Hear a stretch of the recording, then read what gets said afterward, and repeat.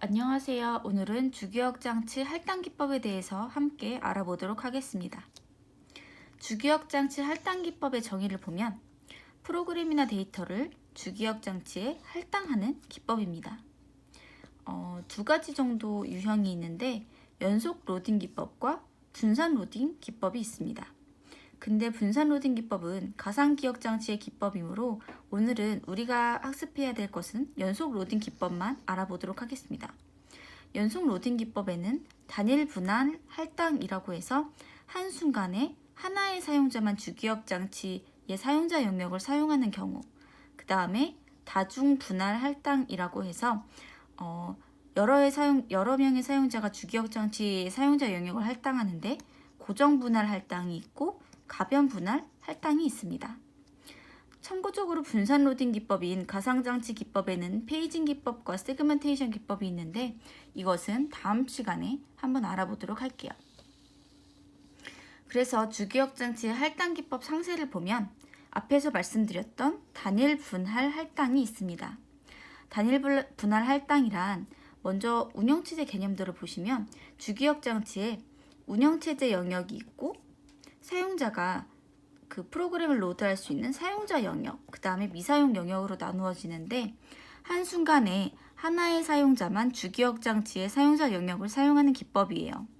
초기 운영체제에서 사용하던 기법으로 가장 단순하고 운영체제가 사용하는 커널 영역과 사용자 영역을 구분하는 경계 레지스터가 사용됩니다.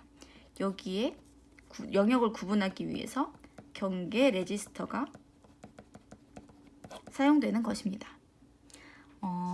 크게 이렇게 단일 분할 할당에서는 오버레이 기법과 스와핑 기법이 사용되는데 각각 어느 기법인지 알아보도록 하겠습니다.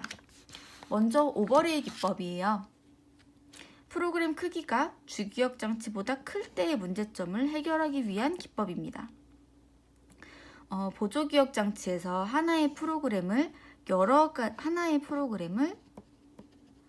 개의 조각으로 분할한 뒤에 순서대로 이 조각을 주기억장치에 적재를 해서 프로그램을 실행을 하는 방법입니다. 먼저 A의 조각을 적재하고 B의 프로그램을 적재하고 이렇게 적재를 하는 것인데 프로그램 실행 중에 이 모든 영역을 다 적재를 시켜서 영역 공간이 부족하다면 불필요한 조각이 있는 장소에 새로운 프로그램 조각을 중첩해서 적재합니다.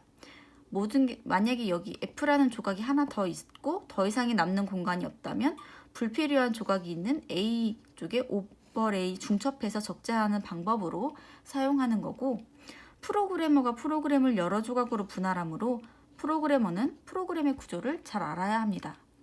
하나의 프로그램이라도 여러 개의 조각으로 분할할 수 있는데 예를 들면 우리가 자주 사용하는 워드나 엑셀 같은 프로그램도 여러 가지 기능이 있잖아요.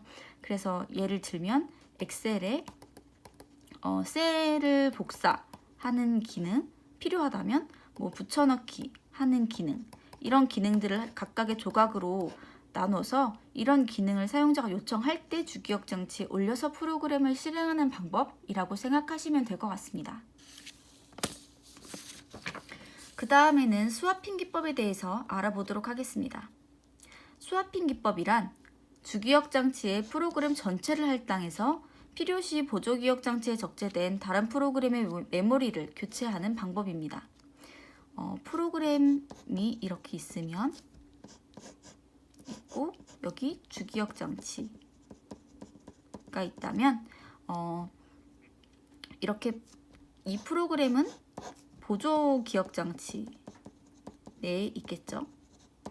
이 프로그램 전체를 주기억장치에 적재해서 실행하는 기법인데 이렇게 보조기억장치에 있는 프로그램을 주기억장치로 이동시키는 것을 스왑인 이라고 이야기하고 프로그램이 모두 실행되고 나서 주기억장치에 있는 프로그램을 다시 보조기억장치에 이동시키는 것을 스왑 아웃이라고 합니다.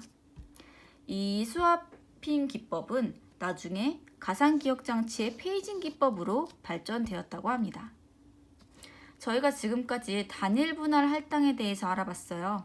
하나의 시점에 하나의 사용자만 이제 그 프로그램을 이용할 수 있는 단일 분할 할당, 하나의 사용자만 주기억장치의 사용자 영역을 사용하는 기법인데, 그러면 이번에는 다중분할 할당에 대해서 알아보도록 하겠습니다. 다중분할 할당에는 두 가지 유형이 있는데 고정분할 할당과 가변분할 할당이 있습니다. 먼저 고정분할 할당 기법은 MFT 기법이라고도 하고 정적 할당 기법이라고도 이야기합니다. 운영체제 영역에서 사용자 영역을 여러 개의 고정된 크기로 분할해서 사용하는 기법이 고정분할 할당 기법이에요. 프로그램 실행 시에 프로그램의 전체가 주기억장치에 위치해야 되고 내부 단편화 및 외부 단편화가 발생해서 주기억장치에 낭비가 많은 기법입니다.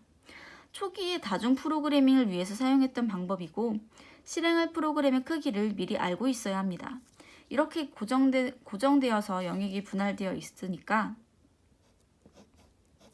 프로그램의 이 고정 분할의 영역의 크기가 예를 들면 10K씩 분할이 되었다고 예시를 들어볼게요.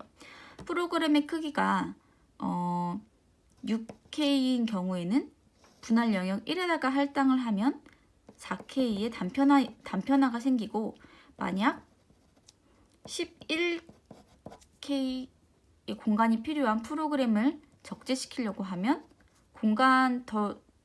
적재할 수 있는 공간이 없는 실제 분할 영역보다 프로그램이 더 큰 외부 단편화가 발생하게 됩니다.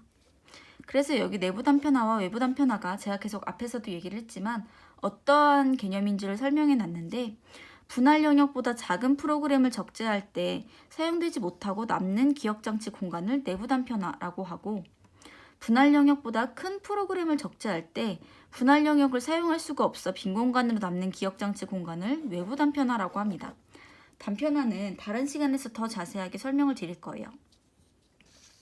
그러면 저희가 고정 분할에 대해서 알아봤는데, 그 다음에는 가변 분할 할당에 대해서 알아보도록 하겠습니다. MVT 기법이라고도 하고 동적 할당 기법이라고도 합니다. 프로그램을 주기억장치에 적재할 때 필요한 크기로 영역을 분할하는 기법입니다. 앞에서 고정 분할이 이미 분할할 영역을 고정해서 분할해 놨다면, 가변 분할 기법 같은 경우에는 프로그램의 크기로 영역을 분할을 하는데, 예를 들면 준비 영역 Q에 하나의 프로그램이 20K, 하나의 프로그램이 40K라고 하면 사용자 영역에서 프로그램 1을 위해서 20K의 영역을 할당을 해주고, 그 다음에 다시 프로그램 2를 위해서 40K의 영역을 할당해주는 방법입니다. 고정분할 기법의 단편화를 줄이기 위한 방법이고 주기억 장치를 효율적으로 사용할 수 있습니다. 고정분할 할당 기법에 비해서 적재될 프로세스의 크기에 대한 제약이 적고, 하지만 이러한 각 영역, 프로그램 1과 프로그램 2를 적재한 그 사이에는 단편화가 발생할 수 있습니다. 다시 주기억장치 할당 기법에 대해서 정리를 같이 해보면, 주기억장치 할당 기법은 프로그램이나 데이터를 주기억장치에 할당하는 기법인데요. 연속 로딩 기법 중에서도 단일 분할 할당 기법, 오버레이, 스와핑 기법이 있었고, 다중 분할 할당에는 고정, 그 다음에 가변 기법이 있었습니다. 그리고 가상 기억장치 기법인 분산 로딩에는 페이징과 세그먼테이션 기법이 존재합니다.